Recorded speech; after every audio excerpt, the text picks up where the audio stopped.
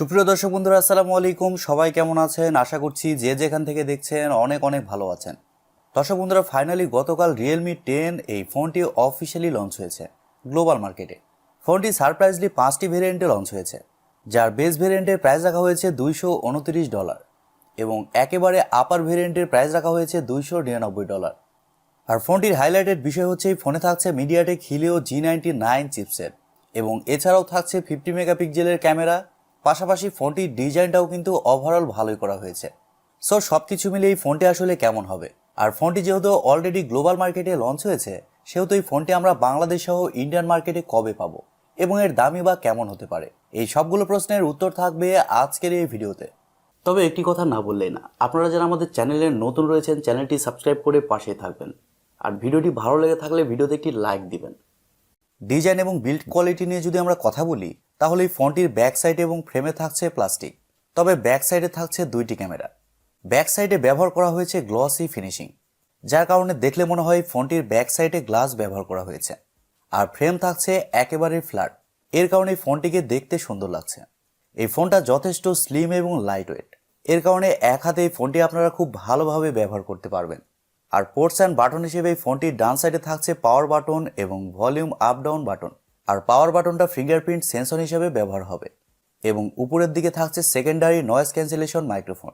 আর বাম সাইডে থাকছে সিম কার্ড স্লট, যেখানে আপনারা দুইটি ন্যানো সিম কার্ডের পাশাপাশি একটি মাইক্রোএসডি কার্ড ব্যবহারের সুযোগ পাচ্ছেন।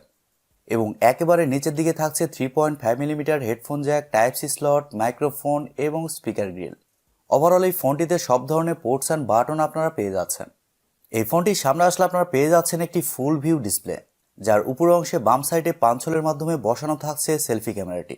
আর ডিসপ্লের চেন বা বেজেলও কিন্তু যথেষ্ট ন্যারো রাখা হয়েছে, তবে লোয়ার চেনটা একটু বেশি মনে হয়েছে। ফোনটি মার্কেটে 3টি কালার ভেরিয়েন্টে পাওয়া যাবে, সিলভার, ব্লু এবং ব্ল্যাক। সো ওভারঅল সবকিছু মিলে এই ফোনটির ডিজাইন এবং বিল্ড কোয়ালিটি আপনাদের কাছে কেমন লেগেছে কমেন্ট করে আপনাদের মূল্যবান মতামত অবশ্যই জানাবেন। আর আমার কাছে ওই ফোনটির ডিজাইন যথেষ্ট ভালো লেগেছে। ফোনটির ডিজাইনটা কিন্তু অনেকটা Realme C33 ওই ফোনটির মতো, আপনারা অলরেডি অনেকেই বুঝতে পেরেছেন। ডিসপ্লে নিয়ে কথা বলতে গেলেই ফোনে থাকছে 6.4 ইঞ্চির একটি সুপার অ্যামোলেড ডিসপ্লে। আর এই ডিসপ্লেটি হচ্ছে ফুল এইচডি প্লাসের একটি ডিসপ্লে, যা রেজুলেশন হিসেবে থাকছে 1080x2400 পিক্সেল এবং আরও থাকছে 411 ppi density. Super AMOLED display হওয়ার কারণে ডিসপ্লেতে যে কোনো কন্টেন্ট প্লে করলে শার্পনেসের ঘাটতি আপনারা ফিল করবেন না। আর ডিসপ্লেতে ব্যবহার করা হয়েছে 90 হার্টজের রিফ্রেশের, যার কারণে ডিসপ্লের টাচ রেসপন্স কিন্তু মোটামুটি ভালোই হবে। আর আউটডোরে যখন এই ফোনটি আপনারা ব্যবহার করবেন, তখন ডিসপ্লেতে ব্রাইটনেসের ঘাটতিও সেরকমভাবে ফিল করবেন না, ডিসপ্লেটা যথেষ্ট ব্রাইট হবে। ওভারঅল Realme এই ফোনটিতে ভালো ডিসপ্লে প্রোভাইড করেছে। তারা এখানে সুপার অ্যামোলেডের ফুল এইচডি প্লাসের ডিসপ্লে দিয়েছে, পাশাপাশি 90 হার্টজের রিফ্রেশের দিয়েছে, এই বিষয়টি ভালো লেগেছে।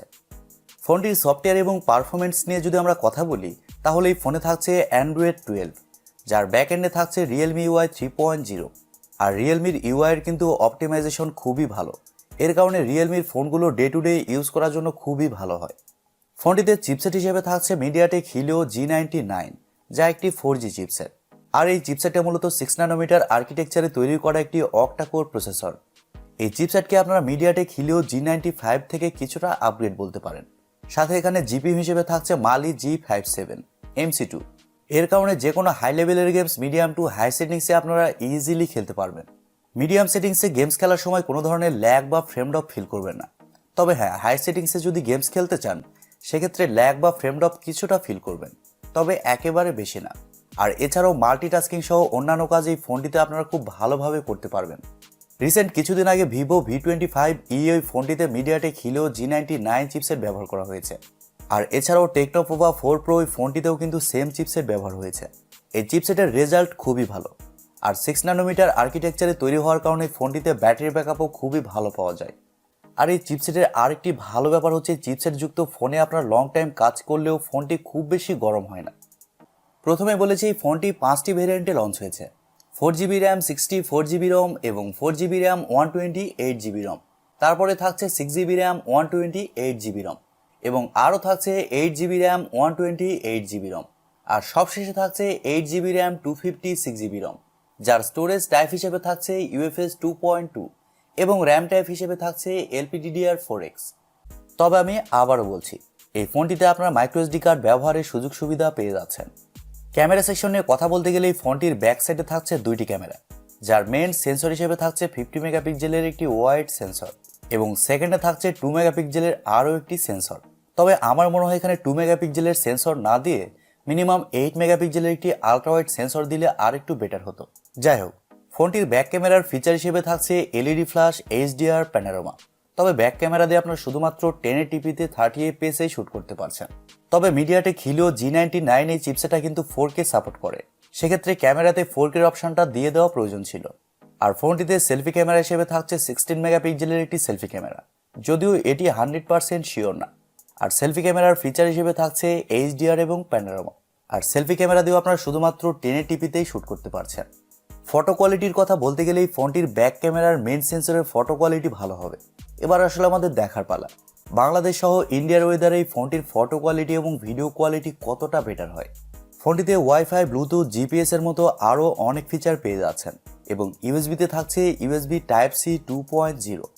এবার যদি ব্যাটারি সেকশন নিয়ে আমরা কথা বলি, তাহলে এই ফোনে থাকছে 5000 mAh এর একটি ব্যাটারি। আর ফোনটিকে চার্জ করার জন্য থাকছে 33 ওয়াটের একটি চার্জার। আর আগেই বলেছি ফোনটিতে যেহেতু 6 ন্যানোমিটার আর্কিটেকচার যেহেতু একটি চিপসেট থাকছে, সেহেতু এই ফোনটিতে ব্যাটারি ব্যাকআপ খুবই ভালো পাবেন। নর্মালি এই ফোনটি আপনারা 1.5 থেকে 2 দিন খুব ভালোভাবে চালাতে পারবেন। তবে আপনি যদি হেভি ইউজার হন, তারপরে ওই ফোনটি আপনারা একদিন ভালোভাবে চালাতে পারবেন। ব্যাটারি ব্যাকআপের দিকে এই ফোনটি খুব ভালো হবে। এবারে কথা হচ্ছে বাংলাদেশ সহ ইন্ডিয়ান মার্কেটে এই ফোনটি আমরা কবে পাবো। দর্শক বন্ধুরা, প্রথমে বলেছি এই ফোনটি গতকাল গ্লোবাল মার্কেটে লঞ্চ হয়েছে, আর ধারণা করা হচ্ছে এই ফোনটি নভেম্বরের শেষের দিকে ইন্ডিয়ান মার্কেটে চলে আসবে।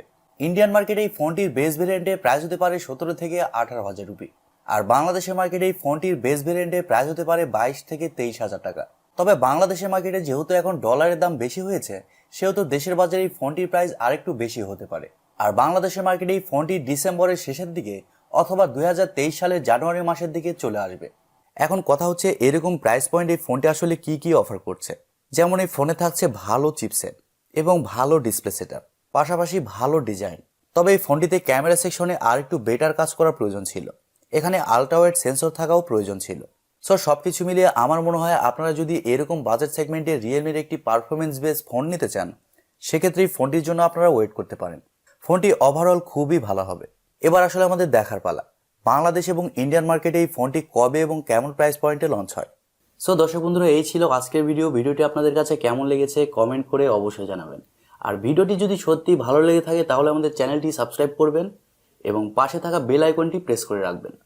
সো আজকের মতো এই পর্যন্তই, দেখা হবে পরবর্তী কোনো নতুন ভিডিওতে। সবাই অনেক ভালো থাকবেন, সুস্থ থাকবেন। খোদা হাফেজ, টাটা।